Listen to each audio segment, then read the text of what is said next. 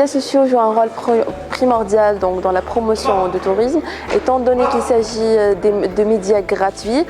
Vous n'êtes pas obligé pour payer, par exemple pour faire de la publicité dans un média classique, à savoir la télé ou la radio, mais il suffit donc d'avoir accès donc, à Facebook, par exemple avoir une page Facebook ou créer votre chaîne YouTube ou être placé sur LinkedIn pour promouvoir une image formelle de votre institution à travers laquelle vous allez communiquer donc sur le tourisme de votre pays.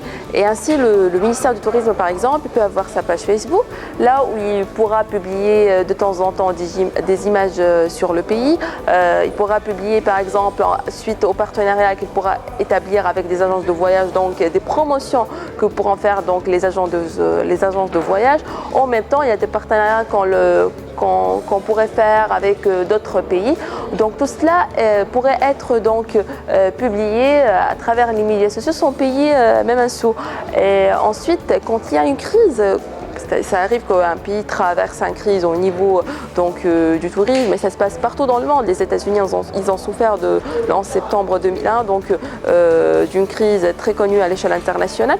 Mais après, ils ont pu donc dépasser cette crise-là. Donc, si vous avez une crise, vous n'êtes pas obligé d'attendre que les médias vous communiquent, donc, ou vous demandent de parler, ou c'est pas évident que vous lancez un communiqué de presse, vous attendez qu'il soit publié par le média ou diffusé donc à travers une vidéo. Il suffit de le publier sur votre page Facebook, ou il suffit de le publier sur des groupes Facebook là où il y a plusieurs communautés. Donc vous allez adresser un message qui est clair à travers un média social à un moment donc bien précis sans avoir recours aux médias classiques. Donc voilà qu'il y ait des moyens qui sont disponibles à tout moment, toute la journée aussi.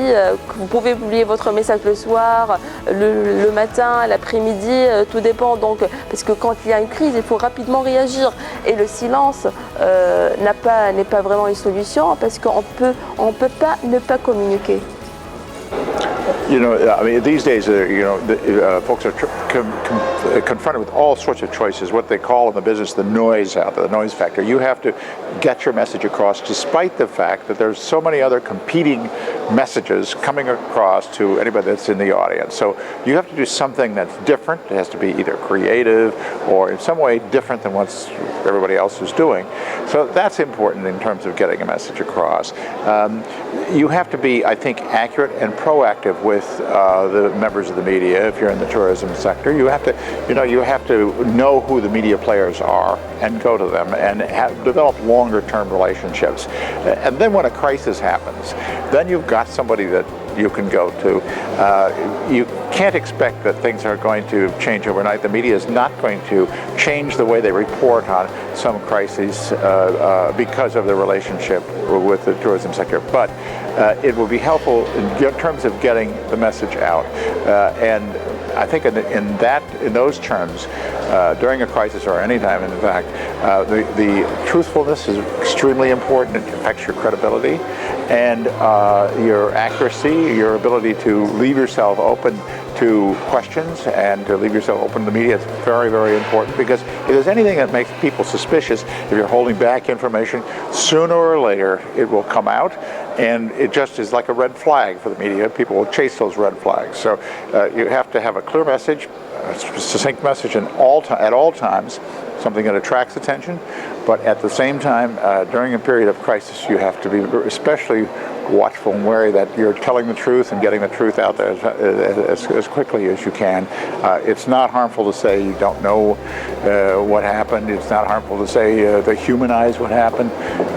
In fact, if anything, it helps out the cause. And then you have to let time go by, because the fact is that a reputation after some kind of a crisis is badly affected. I mean, we've seen it with airlines, for example. When a plane crashes, the airline takes a hit. We saw it with 9/11 in the United States. When that happened, there was a hit on tourism. We saw it with Charlie Hebdo in Paris. Every time there's a crisis, you take a hit, you're going to have to live through that period. But after a while, time heals the wounds. One thing that media really have to take into account is context. We have to put any event, any crisis into context with other events in the world and other happenings in the world. Is it dangerous to travel in a country like this, or is it dangerous, or is it more dangerous to travel in a place like New York?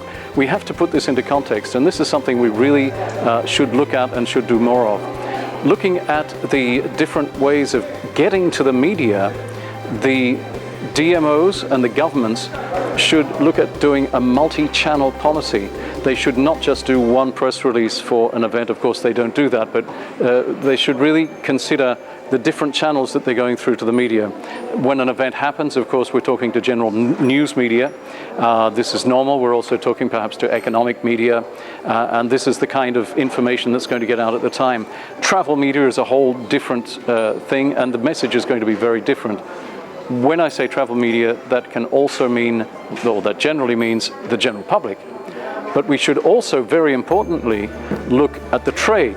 Because if we're communicating with the trade, that is to say the tour operators and the travel agents, they're the ones who are going to be advising the people over the next months and years where to go, how to get there, what they should be doing there. When someone goes to a travel agent, they want precise information that they can trust. And if we can communicate correctly with these people, that's going to be a big plus for the country. I actually think that the timing of the UNWTO conference has been very significant, especially when it comes to covering regional countries like Tunisia and Egypt, countries whose governments rely heavily on tourism for revenue, but of course they are facing challenges of their own. The reason I talk about these two countries in particular is because they're very culturally rich. But for example, when it comes to Egypt, despite the fact that there has been a slump in tourism since the 2011 revolution, they still managed to welcome, I think, over 10 million visitors last year alone. One thing to keep in mind always is that communication is not a one-way street. You know, you can't just project a message. You can't just say to a journalist, here's what I want you to see. You go off, you see this site, and that's it, goodbye. And we don't want to, because they're going to want to see something else, or maybe they have something else in mind, or whatever. But it's a two-way system, and it's getting more and more that way because of the social media. You know, people expect now with the social media to interact with people, so that you can't just have one agenda. You have to, as the Tourism Authority of Portugal, the gentleman that was here from there, said, you know, when we invite journalists in, we just say, hey, we're going to give you a general take. You come take a look and see what you see. We're not going to direct you in any specific direction, knowing full well that if they try, it'll be counterproductive anyway. So they might as well just let themselves open and give as much encouragement and help as they can to the media. But it's a two-way street. You have to recognize that people are going to, you know, ask questions and want to do things that may not be on your agenda, but that's the way it is.